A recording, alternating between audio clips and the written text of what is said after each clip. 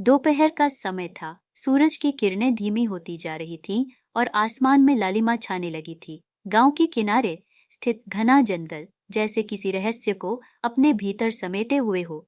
इस गांव में वीरेंद्र नाम का एक युवक रहता था जो साहसी और निडर था। उसे रहस्य और चुनौती भरे कामों का बेहद शौक था।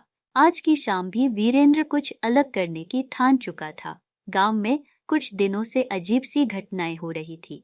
कुछ लोग कहते कि रात में जंगल से चीखें सुनाई देती हैं, तो कुछ का दावा था कि उन्होंने वहां किसी साए को देखा है।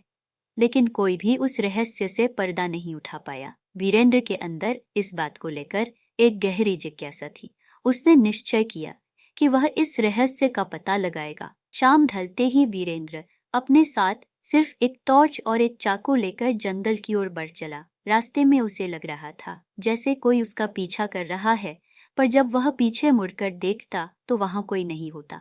उसने इस बात को अपने दिमाग से निकाल दिया और ऐसे बढ़ता रहा।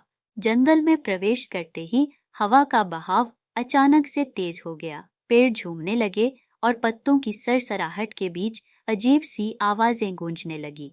वीरेंद्र ने ध्यान दिया कि इन आवाजों में एक अजीब सा राग था, जैसे कोई छिपा हुआ संदेश हो। उसका दिल तेजी से धड़कने लगा, लेकिन उसने हिम्मत नहीं हारी। वह आगे बढ़ता रहा।